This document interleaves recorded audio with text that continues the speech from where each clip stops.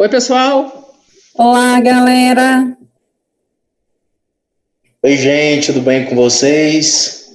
Legal. Nós quatro estamos reunidos hoje para poder falar sobre o livro Justiça Quer Fazer a Coisa Certa, do autor Michel Sander, né? Propriamente, a gente vai falar do quarto capítulo que traz para a gente a gestação de substituição e as teorias da justiça, né? O autor, só uma breve espanada, ele é um autor norte-americano, ele é palestrante, então ele ficou bem conhecido com esse livro, né? Então, a gente vai falar um pouquinho, vai debater um pouquinho sobre esse assunto, que é um assunto bem polêmico, né? Então, o que o autor quer dizer, ele traz para a gente com esse tema aí. Então, o tema é a gestação de substituição e as teorias da justiça, como eu havia falado, né? Ele é discutido pelo autor visando indagar a contratação de serviço de barriga de aluguel. E ele vem assumindo que o indivíduo é dono do seu próprio corpo. Seria correto uma mulher que ela tem o direito de alugar o seu próprio corpo para um casal ter filhos? Não sei, pode ser.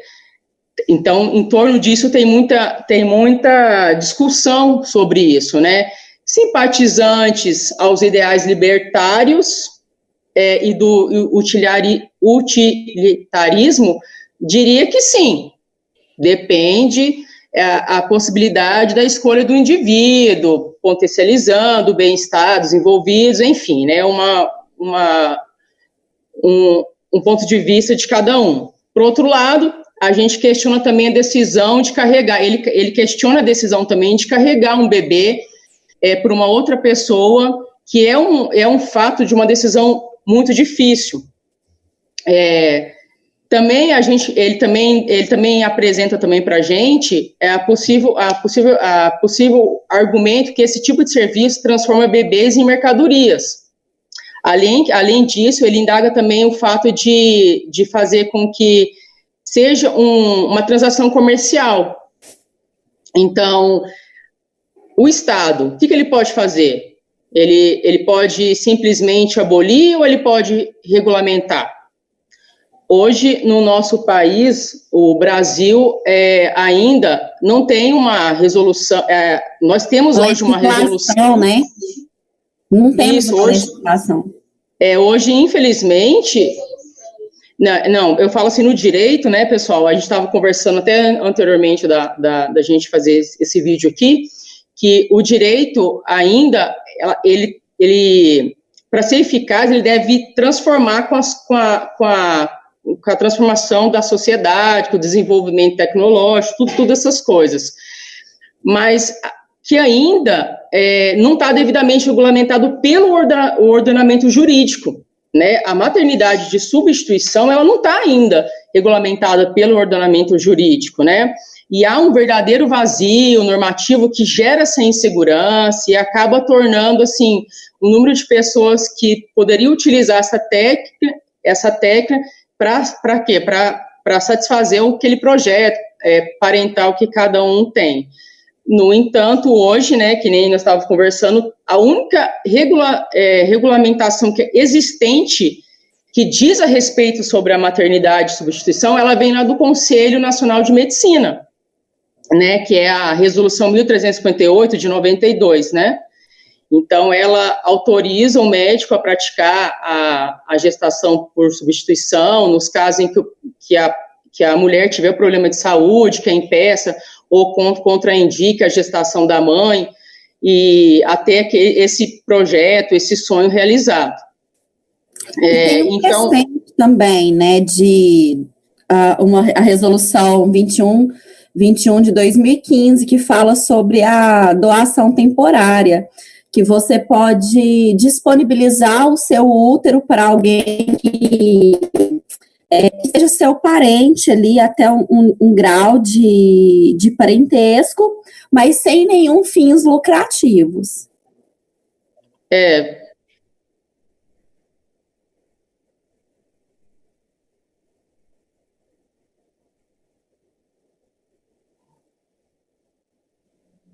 Uhum.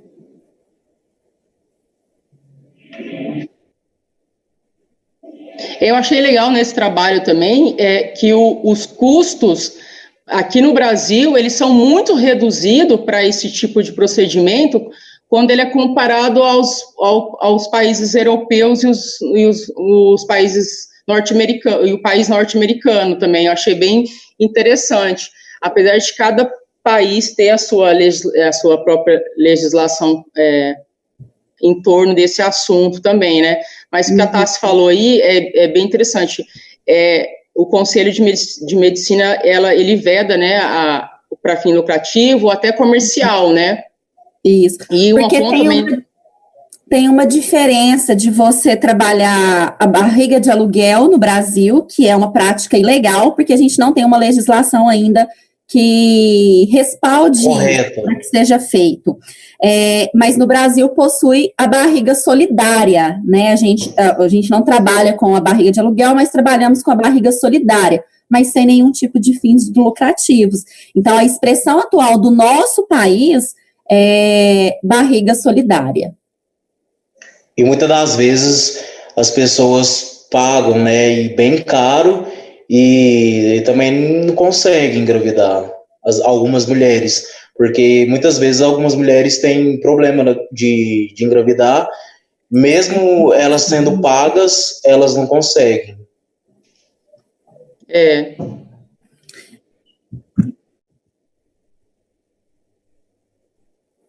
Até segundo grau, eu estava até segundo grau. Até segundo grau. Terceiro grau, desculpa. Não, até terceiro grau você consegue. A gente tem vários países aí que é bem interessante quando a gente olha pro ordenamento pátrio de cada um, né? Que nem a Rayane falou aí nos Estados Unidos e na Índia, a técnica ela é muito bem aceita, né? Só que eles realizam essa técnica por meio de um contrato de gestação, a qual a mãe substituta obriga-se a entregar os bebês aos pais que idealizaram um projeto parental logo após o parto. Bem interessante, né?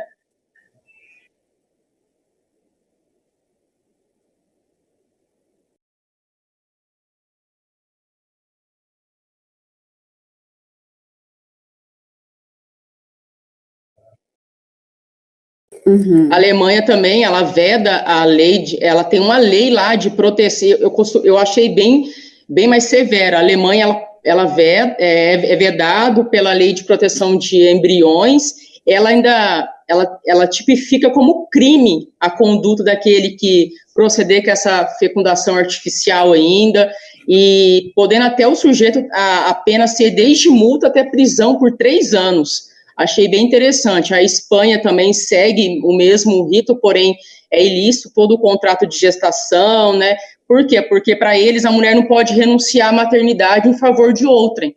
Então achei bem interessante também. A França e Portugal também é vedado também expressamente em leis específicas sobre a produção assistida, né? Então, assim, mas eu estava vendo lá que um dos países mais procurados para esse tipo de... Embora os Estados Unidos seja um país super desenvolvido, mas um dos países mais procurados para esse tipo de procedimento foi a Ucrânia e a Rússia, né? Ambos os países, eles recorrem à técnica, né? Se a pessoa for incapaz de gestar ou ela quiser aportar o material genético, ela não pode aportar o material, mas se ela for incapaz, ela pode conceder. No entanto, essa técnica ela é aberta apenas para casais heterossexuais. Por quê? Porque na Ucrânia e na Rússia é proibido, né, o casamento homossexual. A diferença entre os dois, que eu achei bem interessante, é que lá na Ucrânia somente pode se fazer da técnica casais, pessoas que são casadas. E já lá na Rússia, as pessoas solteiras também podem